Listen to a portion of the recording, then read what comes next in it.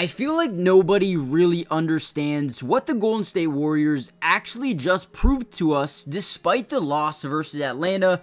Obviously, they had no Steph Curry, and when you're missing the greatest shooter in NBA history, you're gonna have a slow start. And despite this first start of the Hawks going on a 40-23 run, I believe the Warriors would have won this game pretty easily. But again, took a little bit of time to adjust, and ultimately they do lose this game. But even without Steph Curry, they're still extremely competitive.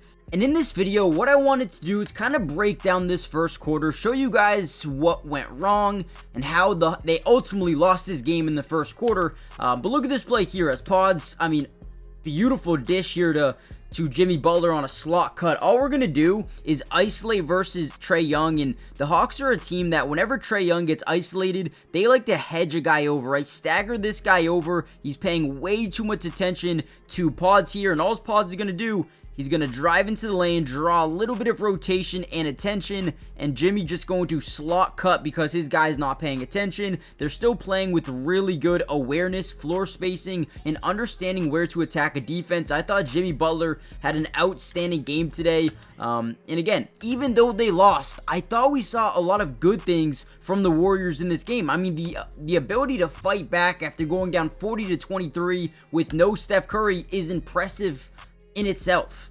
Now, what was cool was the Golden State Warriors ended up going down by like 20 points late in the second quarter, and from there, I thought this game was over. But the resilience, the effort from Jimmy Butler and a bunch of these guys to fight back into this game was eye-opening to me. And that's why I think it's so important that, yeah, they lost this game with no Steph Curry, but they're fighting. Moses Moody had a great game. Pods had a great game. Post had a good game. Jimmy Butler played well. Jonathan Kuminga shot lights out. Gary Payton was 5 of 7. These guys played some really good basketball. Look at this play here. It looks like Post is going to come up and just like gets to the corner, but then he backs up, sets a back screen here for Jimmy, giving him a little bit of a mismatch down low. Whenever we get a mismatch like this, defense is going to rotate over. So boom, we get this mismatch. Great job here by Post. He leaks out to the 3 just in case Dyson Daniels wants to send that double, that fire from the top, and then we have an open 3 here. However, he stays put.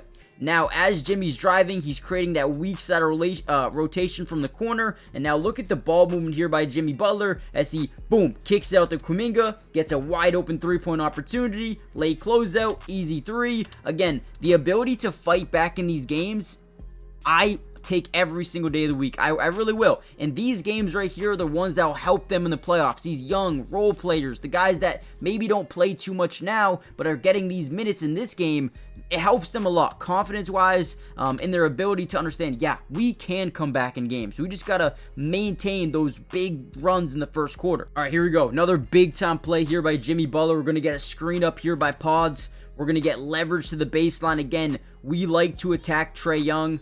We will do it every single day of the week. We want to draw in this weak side rotation from the corner and put a lot of pressure on these weak side defenders to cover 2 guys in the corner, right? So as Jimmy Butler gets off this screen, he generates that switch, and no matter what, they're going to send help. So boom, he spins in, gets right by Trae. We cut with Jonathan Kuminga, which forces this guy to go down on the cut too. And look at Jimmy Butler, understands the defense. Boom, gets this guy to overcommit. Now we get a wide open 3 from Moses Moody. No closeout. There's a little bit of a closeout, but relatively does not affect Moses Moody at all. And again, from down 20 to down 10 in just a couple of minutes, 2 minutes. Again, those are things you like to see. And here we go once again, down 11, really helped him out here. Moses Moody in transition, kicks last second over to Butler. Butler draws in all the rotation, all of this defense, understands where to go with this ball, finds his boy Post, late closeout, but a great shot there by Post, who once again 3 of 4 from downtown. He just continues to prove why he's going to be such an important player for them down the stretch. And another great pass by Jimmy Butler. And ultimately, yeah, they did lose this game, but the experience for these role players, understanding what's going to happen in these games that they go down early, what it's going to take to fight back, is very, very crucial and very important to the growth of the young guys within their roles. Now, before we break down a little bit of what Atlanta did to win this game, do me a big favor, guys. Hit the like button if you want more of these Warriors breakdowns.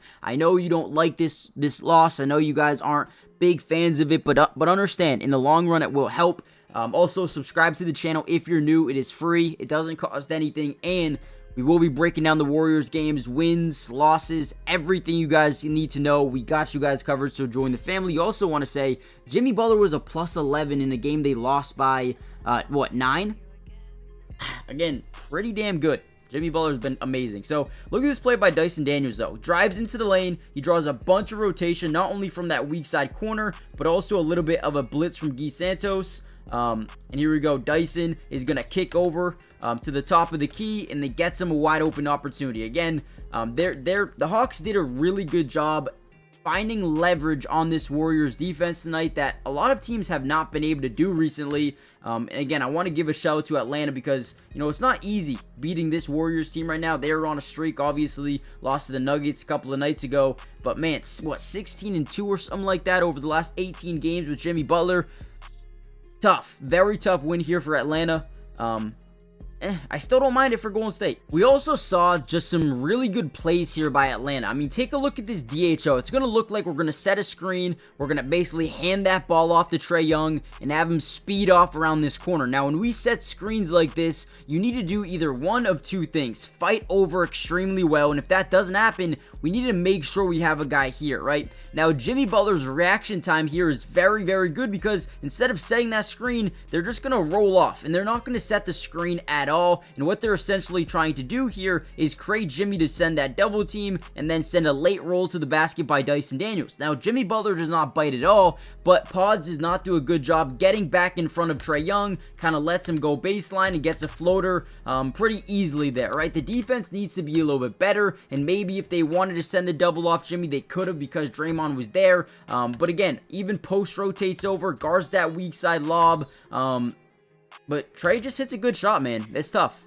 The Warriors also played a little bit of a zone here, which I didn't really think made sense in specific areas because the Hawks do spread the floor really well. And right here, when we get these high pick and rolls, the way you defend this is man coverage is you hedge this guy over. That way he can't come off this thing and just shoot an easy three. But when you're in a zone coverage, you either need to rotate very well here and then rotate here, right? And then you have Quinton Post basically on a 1-on-2, which is not good. So again, zone coverage can really exploit your defense, and that's kind of what happens here, right? We aren't able to fully commit up because we know they got a shooter in the corner, and Trae Young gets an easy three. We do not like these situations. I'd rather gamble on man coverage, but they ultimately go zone, and I thought this really hurt them midway through the first quarter and kind of ignited a Hawks run. Now, ultimately, the Warriors did cut it down to 8 with about 2.5 minutes left to go in this game after being down as many as 20 or more in this game. But Atlanta did a really good job closing out right here with a little bit of a drive into the lane, stop on a dime, kick out to the top, and then Trae Young drives in, floater once again. He does a really good job getting guys to overcommit to this up fake right here. And once you overcommit, he's got that acceleration where, boom, he's going to drive right by you. And then he gets his floater 9 times out of 10. So very tough to guard this Hawks team, especially when you have a guy like Dyson Daniels putting up 12 points, 11 rebounds, 6 assists, 3 steals. And then you have, other guys like Trae Young with 25 and Okongwu with 22 and Georges Niang hitting 6 of his threes. That's not going to happen every single night, right? Niang's not going to do that every single night. And if he didn't have a night like that, if he had, two threes, which is what he averages per game this year, then I think the Warriors win this one. So don't be upset. Despite the loss, I think this is very, very good for the Warriors, getting these guys, their role players, some more playing time, some more understanding of what it's going to be like to have to come back in these games. And overall, yes, it's a loss, but ultimately, I don't think it hurts them too much. So hit the like button, subscribe, join the family, turn on post notifications, and I'll see you guys in the next one. Peace.